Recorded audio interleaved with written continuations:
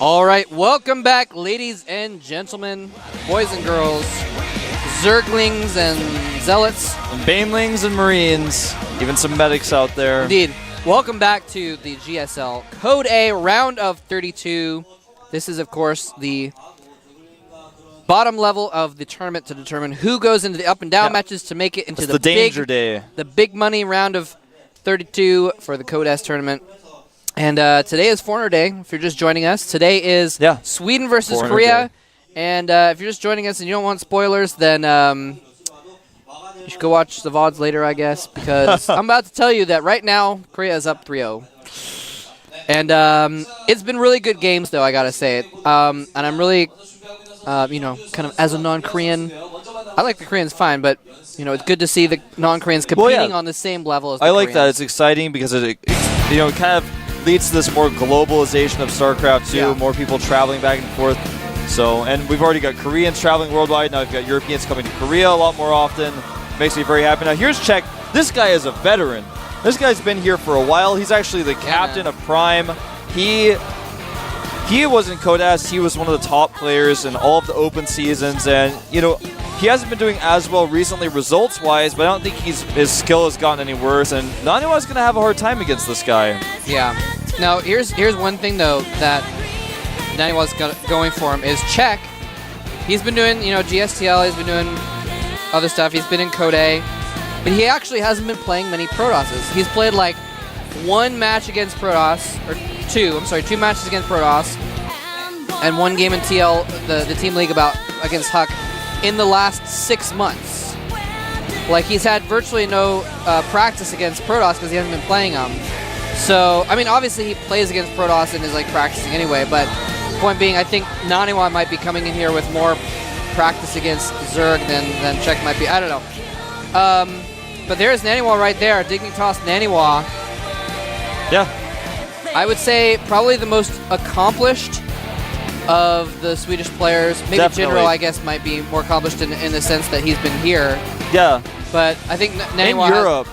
In Europe, Naniwa definitely the more accomplished player of all the foreigners that are here, actually this whole season. Yeah, it's funny because Naniwa was always such a strong player, but in the past 6 months, he has just shot up like a tree that got watered every day. Just came up and he got just the right nourishment, and not like a rocket or like someone climbing up a ladder quickly. It's a tree.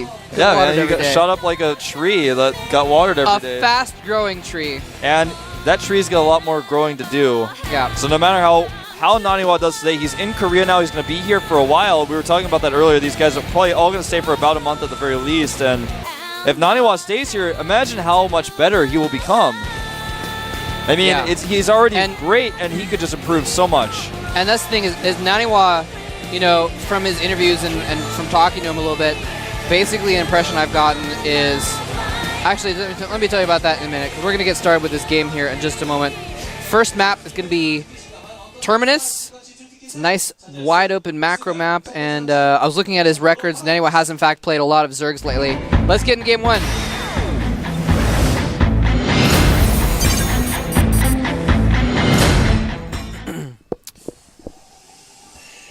And here is, spawning at the top middle of the map, Terminus Re, our Korean player. Been in Code A. Check Prime Wee. Check Prime Wee. There's the man himself. He actually lost to Huck a couple weeks ago in the Team League. And here's our Protoss player, the last hope for Sweden and the rest of the world. Dignitas Naniwa. Dignitas Naniwa. What I was going to say about Naniwa real quick is he's not here to try and win Code A. He's here to become a better player. Exactly. That's actually the case for all of these Swedish players who are here. True. Being in Korea is such a good experience for foreigners. Any foreigner that comes here can learn so much just from playing on the ladder. But more importantly, a lot of these guys are going to be staying in pro houses. For example, Thorzane right now is going back to the We Made Fox house. Phoenix is there with him, of course. Naniwa is going to be going to the Startail house later today to practice with them. So we've got all these players going to professional gaming houses to practice from the pros in Korea. I mean, how much better of an environment could you be in? Yeah. Yeah, and sorry about that. Yeah, and Naniwa, he also, I think he's going to be staying like a little bit longer too. Like he's committed to like being here until he's better, basically. Yeah. I think the others are staying for like a month. I don't know. I'm not sure. But yeah, they're Well, I mean, also they have the ability to going make more decisions. They're also going to be here as far as, you know, participating in the team league. F United is like the Fox plus foreigners team. Yes. Going to be participating in the team league. So yeah, definitely a good experience. A lot of players come out here just for that reason, just to like, you know, these guys have all won spots, but some players come out here like happy. Yeah. Just to be like, you know what, if I want to be a better gamer and be top level, I got to live in Korea right now. It's true. I mean, Koreans have always been kind of ahead of the scene, especially in StarCraft 1 and in StarCraft 2. They're still pretty far ahead. So being out here and practicing with better players is really good. And the more Europeans that can get over here, you know, not just Europeans, Americans, you know, South Americans, anyone, Australians, we've got Australian players coming out here. Anyone who can come out here can really benefit so much from this new practice regimen that the Koreans have. Now, I was talking before about how I thought Sase had like the best chance. I think I might underestimate the sniper a little bit, but Naniwa definitely has a good chance as well. He's also coming off of some victories right now. He's coming off of second place in the Blizzard EU Invitational. He's coming off of second place non-Korean in MLG Anaheim. Huck was first place, or well, first non-Korean, right? Which was 7th. And so Naniwa coming in 8th at Anaheim, and he's been really solid. I mean, he's placed high in every MLG this year, obviously winning the first one. So he is really, really high-level player. I've been saying it for a while that I think he's at the Korean level. I don't think he's at a high Korean level, but he's at a Korean level. I would agree. Naniwa is one of those players that I've always been very interested in because I see so much potential in what he's done. It's funny because he's a War 3 player who has really good micro control, and his macro's not bad either, but his decision making, his speed is it's just so good. And now I like this pressure by Czech. Naniwa, of course, going for a 1-gate expand. It's very difficult to keep that Nexus up if your opponent makes a ton of Zerglings. Oh no, the Zerglings getting in some force fields. They're pretty good. Actually, really good force fields. If he saves all those sentries, I will be impressed. He loses the Zealot and doesn't lose a single sentry. That was huge. He could have gotten really far behind right there. Stargate going down here for Naniwa. And this is a pretty common follow-up to a very quick expand. Even if it's a 3-gate expand, it's often followed up by a Stargate. The usual use for the Stargate is Void Ray comes out, you follow up with Phoenixes, and of course you can lift up Queens, you can force cancel on hatcheries if your opponent's not careful, but more importantly, you can kill Overlords. Nice little wall off by Naniwa. He's got his sentries behind that. Just doing a normal PVZ expand here. A little spine crawler going down at the front as well for Czech. Czech's connecting his bases by creep with a little creep tumor there. That's a good move. And a Void Ray is going to be coming out of that Stargate. Probably going to be followed up by some Phoenixes now. Yeah. Do you think he's going to just kill some Overlords with it, or do you think he's really going to go heavy air and try and do a lot of pressure? I think what he's going to do is he's going to kill Overlords with his first Void Ray if he can find any. I mean, there aren't actually any Overlords to kill. He's just going to go head towards Czech's base, finding any Overlords he can see. And then, of course, he's going to follow up with Phoenixes. I don't think he's going to way commit to this, but I think he's going to try to kill some Queens at the very least. And Roach Warren going down for Czech. That's another thing about this Stargate. It allows you to hold off Roach aggression pretty well. If you've got Void Rays out, it makes your opponent much less wanting to attack. He's like, well, you've got Void Rays. I don't know if I really want to move Roaches out right now. Yeah. Fast lair for Czech. Not super fast, but fast Not given the circumstances. Yeah. So he's going to be making some tech choices pretty soon. I think he's just going to get Roach speed with that. Yeah, Czech could go Infestors, though. That's true. Czech has a lot of Queens out right now, so I don't think this Void Ray is going to do too much by itself. Did he make a second Void Ray? Yeah, he's just started a second Void Ray. Okay, just started a second Void Ray. So that's interesting. He's actually not going to go follow up with Phoenixes. No, he's making a third Void Ray. Oh, yeah, he did make a second one. They were like stacked on top of each other. I couldn't even tell. He's making a third Void Ray right now, so that is really interesting. So instead of going for the Phoenixes to, like, pick up queens. He might just go in and try and power down queens and maybe take out a third or something like that. I think he also could just go for an attack with the ground units. Yeah, he's going to do a timing attack with his ground units. He's going to try to kill the queens with his ground units, and there's not a whole lot of defense. There's no spores for Czech. 6 drones on the way. Evolution Chamber, second one going down right now. He's got missile attacks being upgraded. No real units out for Czech. He's got 4 Zerglings and 68 drones. Now he's going to attack with this. Running the queens. He knows those 2 queens can't take the 3 Void Rays, but he brings another queen down. He only has 1 transfuse. He's just targeting down the hatchery for now. A 4th queen coming in. He's targeting down the queen with the energy for transfuse. Beautiful move. He's now going to pick up another one and target it down. He runs out the injured Void Ray. 2 queens are going to go down. Is a 3rd. And looks like he's going to, oh my goodness. He's going to get 3 queens. Oh, he does lose a Void Ray. I was going to say he gets 3 queens without losing one, but he does lose one of the Void Rays. And he's actually made a robotics back at home, so he's not going to do that timing attack. That was weird. It was a pretty big commitment to go for those Voiders. Now, some of you guys will, well, yeah, you got a queen, you got the queens. It's like, well, does it really matter if he gets the queens? If, like, he has enough queens and he's not missing any injects and he, like, hasn't missed any, he won't miss any? Yeah. No, it's not really a big deal. He got the queens. He lost a Void Ray there, so kind of a weird committal there.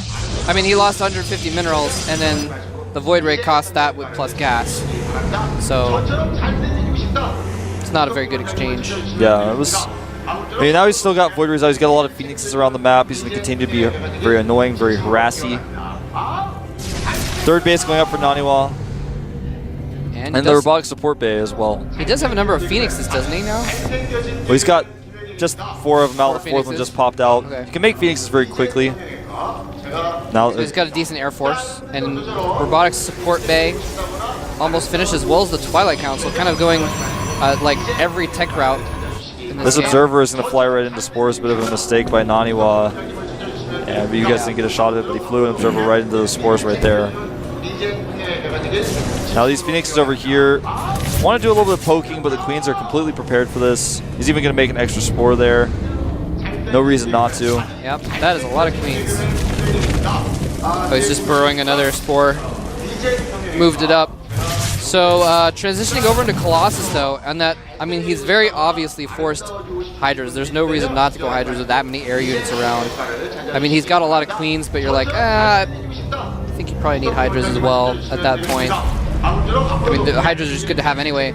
So point being, he's forced the Hydras. Now he's switching over into Colossus. Just one Robo Colossus. Yeah, and the Colossi, it's basically, this is a strategy that forces Hydralisks often, and then you switch into Colossi. Now, 12 Hydralisks have been made. He's got +2, about to finish up, of course referring to Czech. And he's going to do an Overlord drop here. Now this is going to be pretty effective if, of course, Naniwa doesn't spot it, but he is patrolling his units. He may end up seeing this, but even if he does, he's not going to be able to stop all of these Overlords from unloading. Oh, he moved his Phoenixes out of the way at just the wrong time. One is going to spot it. He knows it's coming. He needs to bring his forces back. His whole army is actually up in his main base, so he's going to be able to respond to this fairly quickly. Actually, no, it's in his natural. I mistook that. And he's going to have to run his probes away. He's going to lose this Nexus at the very least. Nexus, yeah. And maybe lose the Forge as well. And if he loses the Robo, that's pretty huge. Colossus oh, Colossus, moments from popping out, loses the Robo. That is actually really huge. And he may just pick up those units and get out now that the army is here.